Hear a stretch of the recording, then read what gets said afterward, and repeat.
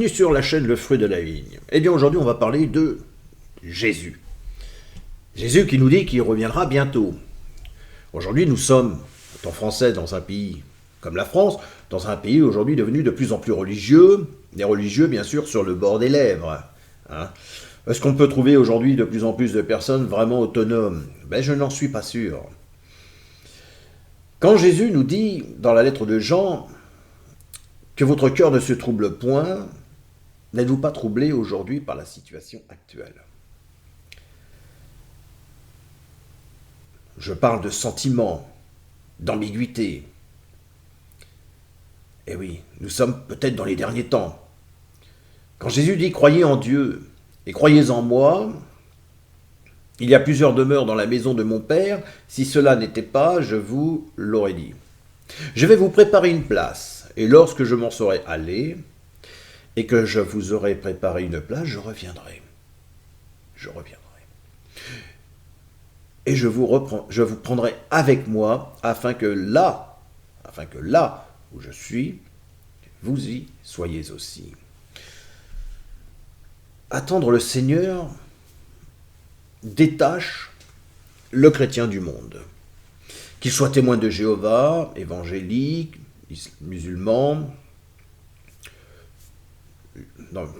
juif, nous sommes dans l'attente du Seigneur.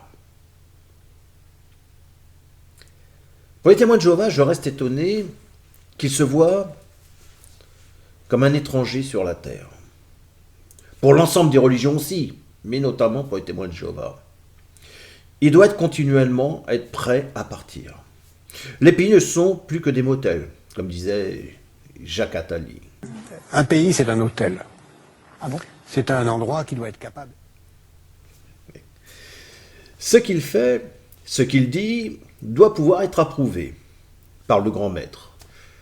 Quand il viendra, travailler consciencieusement, ne pas laisser de dettes, vivre en paix avec tous. Et oui, c'est ce qu'il attend, Jésus, de notre part. Cette espérance est donc sanctifiante. Quiconque a cette espérance en lui se purifie comme lui est pur. Combien disent Seigneur, Seigneur? Mais j'en vois tous les jours des personnes. Combien me parlent de Dieu? Mais j'en croise tous les jours, énormément. Mais combien font sa volonté? Eh oui. Enlevons d'abord la poutre dans notre œil, et après on verra la paille dans l'œil de notre voisin. Jésus nous a laissé aucune date, aucun délai, ne nous est indiqué, ceci pour stimuler les affections des chrétiens, pour les inciter à attendre le Seigneur. À tout moment, lui-même répète dans sa révélation, « Je reviens, je viens bientôt, je viens bientôt. » Alors, par ces paroles, je reviendrai ou je viens bientôt, moi je vais vous donner ma position. Eh oui. Que dire? Jésus nous a donné un pouvoir d'action, celui de développer le gouvernail de notre esprit. Prier, méditer, créer un espace de concentration pour apprendre à observer ce qui vient, ce qui nous traverse dans notre esprit pour que celui-ci soit plus clair. Le Père était conscient, en tout cas il avait conscience qu'une partie du travail devait être le processus d'observation sur nous-mêmes, suite à l'action de son Fils, et dans le même temps gérer ce qu'on a à l'extérieur. Il fallait l'intégrer à notre pratique. Apprendre et mettre en pratique sont les deux ailes d'un oiseau. Nous remarquons qu'après avoir passé 3 ans avec le Seigneur, là je parle de ses apôtres, 3 ans ils avaient passé, ils étaient dans l'attente d'un royaume terrestre, puisqu'il demande dans le livre des Actes, chapitre 1, verset 6, alors les apôtres réunis lui demandèrent, « Seigneur, est-ce en ce temps que tu rétabliras le royaume d'Israël ?» Il leur répondit, « Ce n'est pas à vous de connaître les temps ou les moments que le Père a fixés sur sa propre autorité. Pourtant, aujourd'hui, le royaume d'Israël a bien été établi. » Donc, est-ce le royaume d'Israël actuel établi? est celui que Jéhovah avait prévu. Vous remarquerez que Jésus ne dit pas qu'il n'y a pas de royaume sur terre. Par contre, il nous dit qu'il y a plusieurs demeures. Même si plus tard il souligne que son royaume n'est pas de ce monde et que les personnes seront proches de lui. Est-ce que c'est proche de lui physiquement? À débattre. Actuellement, nous sommes sur la terre. La France, c'est quoi? C'est un hôtel. Eh oui. Les dernières paroles, pourtant, d'un ami sont toujours lourdes de sens. Peu avant de quitter ce monde, Jésus, c'est vrai qu'il a dit à ses disciples, je reviendrai. Et c'est vrai que depuis des années, depuis plus de 2000 ans d'attente, les religions se sont multipliées, fondent en général leur joyeuse espérance sur ces paroles. Mais beaucoup de chrétiens n'ont jamais saisi toutes les implications, tandis que d'autres les faussent. Il est possible que moi-même, j'ai mal compris les Écritures. D'où l'important de vous baser sur ce que vous apprenez, parce que moi, je vous apprends. Intégrer la présence de Jésus est synonyme d'un centre d'intérêt et non de nous-mêmes. Comment une personne peut-elle être libre et affranchie si elle dépend d'un leader? Jésus a-t-il voulu que nous dépendions de lui? Tout comme Satan lui demandait un acte d'adoration, Jésus attend-il de nous d'être adorés? Pendant que vous êtes focalisé sur le Christ, puisque c'est ça actuellement, tout le monde est focalisé sur le focus, c'est Jésus. À aucun moment vous ne voyez en vous les possibilités qui vous sont octroyées. Trouvez en vous ces solutions. Toutes les solutions qui vous apparaîtront, ces opportunités, vous ne les aurez pas saisies. Si on ne prend pas la décision au bon moment, on consolide une vision de la vie qui devient pessimiste. J'ai l'impression que c'est ce qui se passe en ce moment. On ne fait qu'aggraver notre situation et s'alourdir du fardeau qui nous pèse. On ne fait qu'imager son avenir. Et oui, notre futur est très vite, on se retrouve avec des schémas de répétition, d'habitude, de comportement, de perception au niveau de notre pensée, d'être nous, notre personnalité. Inch'Allah, si Dieu le veut, Amen, ainsi soit-il. Non, je ne suis pas en colère. Mais Jésus a dit, je suis le chemin, la vérité, la vie, l'adéquation de ce qui se trouve à ce moment. Le moment présent, c'est la totalité de tout ce qui est. Parce que tout moment que vous avez vécu, que vous vivrez, ou que vous aurez à vivre, auront lieu au moment présent. Dieu est l'éternel, il contient l'éternité. Ce qui veut dire qu'il contient tous les temps, passé, présent, futur. Et oui, dans un seul instant. Et que dans ce seul instant, il a placé en vous cette omniprésence. C'est-à-dire, l'imagination, c'est la faculté de l'esprit d'évoquer la pensée de Dieu. De ce qu'il pense, ce qu'il a pensé, ce qu'il pensera. Regardez, si je prends l'évangile de Matthieu, chapitre 6. Gardez-vous de pratiquer votre justice devant les hommes, pour en être vu. Autrement, vous n'aurez point de récompense auprès de votre Père qui est dans les cieux. Lors donc, tu fais de l'aumône. Attendez. Lors donc que tu fais l'aumône, ne sonne pas de la trompette devant toi, comme font les hypocrites dans les synagogues et dans les rues, afin d'être glorifiés par les hommes. Je le dis, en vérité, ils reçoivent leur récompense. Là, on est en train de recevoir notre récompense. Brisons l'influence d'un évangile social, satanique, en utilisant vainement les Écritures pour désigner l'autre comme influent de nos décisions et travaillons sur l'affranchissement de notre liberté. Mettre les paroles de Jésus sur notre cœur. Notre cœur est un puits de lumière. Il contient notre passé, notre présent, notre futur, et ce, dans un même instant.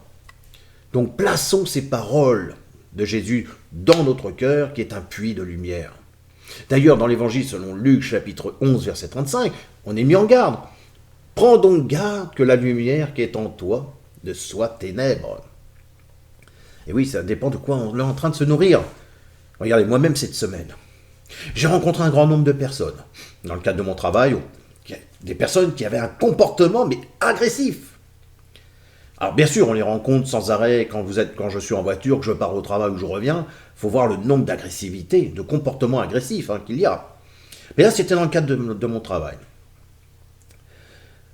Et je reconnais que cela, toutes ces personnes accumulées, plus la fatigue et autres, eh bien ça réveillait en moi de l'agressivité.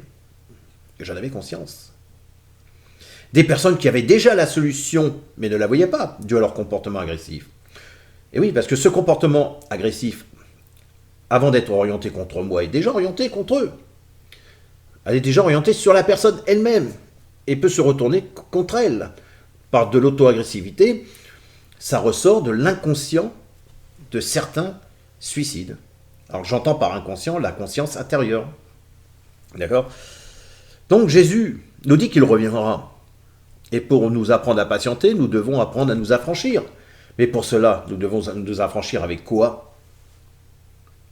Eh bien avec le fruit de l'esprit. Galates chapitre 5, verset 22.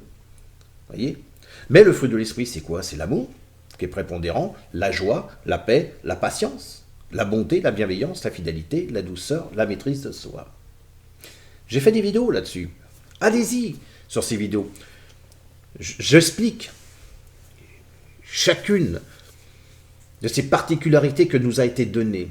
L'agressivité, c'est quoi? C'est une modalité, comme nous dit Wikipédia, est une modalité du comportement des êtres vivants et particulièrement de l'être humain, qui se reconnaît à des actions où la violence est dominante. Et Luc nous dit dans sa lettre, chapitre 11, verset 35, « Prends donc garde que la lumière qui est en toi soit ténèbre. » Le cadeau que le Père nous a fait concernant son Fils devrait nous faire réfléchir sur notre comportement vis-à-vis d'autres personnes.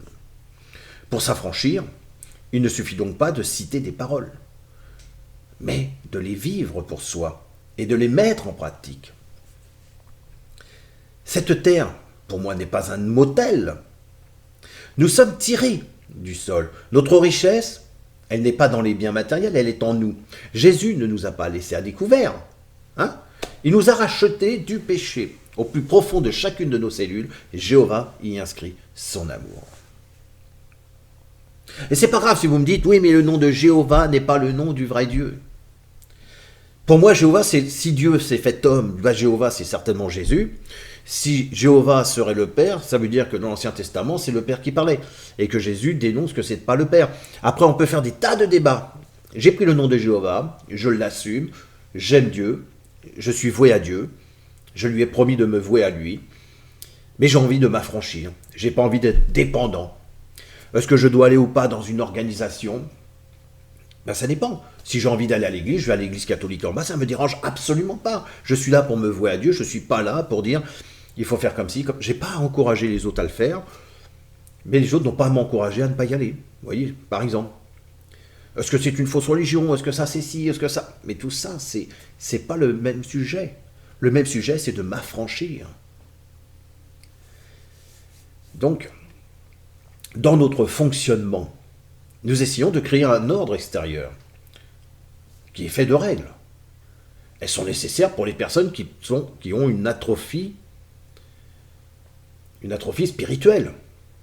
Ça fait obstacle à ce qui est libre chez eux et les amène à être malheureux, puisqu'en fait, ils n'arrivent pas à prendre une règle et à l'amener à son épanouissement. Celui qui travaille sur le fruit de l'esprit se retrouve libre, justement, et sans loi.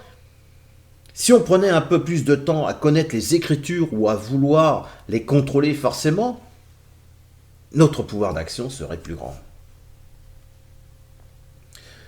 Donc bien que l'agressivité peut s'exprimer actuellement de plus en plus, bien qu'on est anxieux de ce qu'il se passe, bien qu'on végète, quelque part, je me dis, mais il faut faire attention. Il faut faire attention. Moi, j'ai passé une semaine vraiment désagréable dans certains cas. On a tendance à, quand des personnes ont tellement de comportements agressifs, on a tendance à s'isoler. Et la solitude, attention, c'est une illusion. Elle est juste créée par notre mental, qui a peur d'affronter ce qui peut se passer.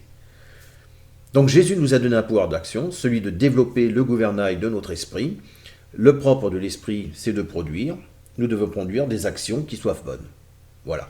Moi, je terminerai avec cette vidéo. Je parlerai aussi des prophéties, puisqu'aujourd'hui, nous sommes vers la fin des temps. On annonce des prophéties. Ces prophéties, c'est un brouillard, quelque part, où chacun essaye d'y faire entrer quelque chose.